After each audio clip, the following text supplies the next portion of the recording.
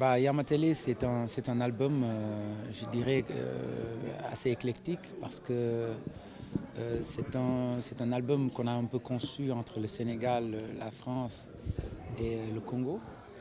Et, euh, et le titre même de l'album Yamatele parle justement de l'ancrage de la machine en l'homme, de sorte à nous transformer en des humanoïdes. Aujourd'hui, ce qui se passe aujourd'hui, c'est que euh, comme l'était le personnage des dessins animés qu'on appelait Yamatele, il avait une télé intégrée à la place du ventre. Donc aujourd'hui, les humains, nous en tout cas, on est accro de la machine alors que c'est nous qui l'avons créée. Aujourd'hui, la machine, quelque part, est en train de nous suggérer une autre vie à travers les réseaux sociaux. Et ce qu'on fait comme rappel, c'est juste le point d'équilibre entre notre humanité et les machines. Et donc la télé ou les smartphones, en tout cas les écrans que nous utilisons aujourd'hui, de sorte à ne pas se déshumaniser et se rappeler que l'homme a créé la machine et que la machine ne doit pas définir l'avenir de l'homme.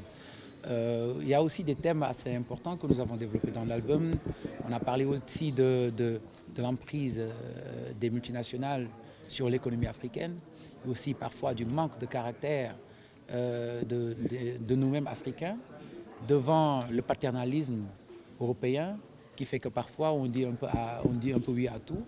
Et même le fait d'accepter parfois un peu l'aumône venant d'ailleurs, soi-disant que ceci est pour notre économie. Il faut voir l'exemple du Rwanda. Il y a des pays qui ont refusé l'aide parce qu'ils croient en eux. C'est d'emmener une nouvelle manière c'est ramener l'éthique et les valeurs africaines et sénégalaises qui ne sont pas des moindres dans la conscience collective à l'époque où il y a une mondialisation sauvage. Amener notre contribution et non seulement subir la suggestion et l'économie des autres. Donc il y a pas mal de thèmes qui sont dedans et ceux qui auront à trouver cet album-là verra que nous avons débattu de tellement de choses, telles que nous avons aussi parlé à la jeunesse. Il y a toujours bien sûr le message de Cheikh Anta Diop, parce que comme on disait tout le temps aux élèves qui étaient venus assister au panel, qu'il ne faut pas oublier que Marvel a créé des héros qui restent dans l'écran, mais Cheikh Anta Diop, c'est un héros qui est vivant, encore dans la mémoire non seulement des Sénégalais, mais du monde entier. Et donc c'est ce qu'il faut, c'est un rappel donc à l'africanité, un rappel à la conscience africaine et surtout un chant à l'unisson que nous faisons avec Tiekoulé, qui est un chant du Ghana. Donc c'est toujours rappeler que tout seul nous pouvons marcher plus vite, mais ensemble nous pouvons aller plus loin. Voilà. Oui, effectivement, aujourd'hui nous voyons que ça pousse comme des champignons un peu partout. Et ce qu'on a constaté, c'est que aujourd'hui, il y a de moins en moins de garde-fous en ce qui concerne la restriction par rapport au contenu. Aujourd'hui, il y a du tout et du n'importe quoi sur le net. Il y a du tout et du n'importe quoi alors que nous savons que le Sénégal est un pays de valeurs. Nous savons aussi que les parents ont une partition, un rôle à jouer là-dedans, aussi bien à une responsabilité étatique qui doit être encore plus marquée. Je ne parle pas de la censure, mais simplement veiller à ce que des sites qui sont là pour la diffamation et qui sont là que pour distraire et de manière à ce que les enfants ne se retrouvent plus et même ne se reconnaissent plus.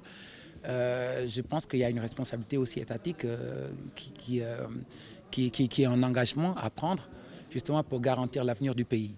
De notre côté, c'est aussi ramener les gens à notre humanisation.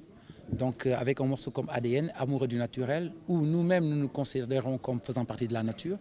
C'est un rappel justement au morceau qu'on avait fait avec Nongo, à dire que le premier des déchets ne se trouve pas dans la rue, mais se trouve dans la conscience du Sénégalais. Donc ça se trouve dans la tête du Sénégalais. Et la phrase revient encore pour dire « Talal Samaïn, Tafay Talebi ». Oui, effectivement, c'est une contribution, mais c'est comme le disait Fada, aujourd'hui on est un peu dans une guerre de contenu, dans une compétition de contenu. et on attire juste l'attention. Hein. Qu'est-ce que nous, les Africains, qu'est-ce qu'on propose? Comment nous allons nous positionner? C'est vrai, tout va vite, on reçoit beaucoup d'informations, les artistes aussi ont un rôle à jouer, à savoir que voilà, quel message nous allons délivrer et quel message nous voulons laisser aux générations futures, aux générations actuelles, et comment nous allons impacter aussi sur le marché international, parce qu'on sait qu'aujourd'hui, tu sors un morceau tout de suite, tout le monde peut l'avoir en un temps réel, quoi. Et je crois que le contenu même des chansons ou des albums, en tout cas en ce qui nous concerne dans Daradi Family, on reste vraiment dans une dynamique qui est une dynamique éducative, quoi, mais pas juste faire danser les gens. Mais je pense qu'en écoutant Yamatele, on se rend compte qu'effectivement, on parle de beaucoup de thèmes, mais c'est un tableau, c'est un fait, c'est un constat. C'est un constat de l'actualité de ce qui se passe à travers des morceaux comme Yamatele, comme ADN qui parle de la nature, Nyangan, etc. WhatsApp qui parle aussi un peu du fait que les jeunes, des fois, ils sont surdiplômés, mais ils n'arrivent pas à trouver la voie, ils n'arrivent pas à trouver un travail et ils sont découragés. Diamono qui parle de la mondialisation, mais aussi du fait que les jeunes ont toujours ce rêve européen ou américain qui est implanté dans leur cœur et dans leur tête, alors qu'ils ont chez eux, ils ont un rêve qu'ils peuvent développer, ils peuvent s'en sortir en Afrique. Il y a une tournée prévue. Il y a une tournée prévue, il y a une date prévue pour le lancement de Yamatele, déjà à Dakar, mais il y aura un grand concert effectivement à Dakar, mais on ne va pas donner le lieu, quoi, mais pour l'instant, voilà. Oui, la pochette, c'est quand même une pochette qui est dessinée, et on s'est inspiré un peu du personnage de Yamatele, qui est un robot qui avait une télévision, mais cette fois-ci, sur la pochette, on a combiné un baobab, où on a accroché des téléphones à la place des fruits du baobab. Et il y a des enfants qui sont assis autour du baobab sur des télévisions, et chaque enfant a un smartphone.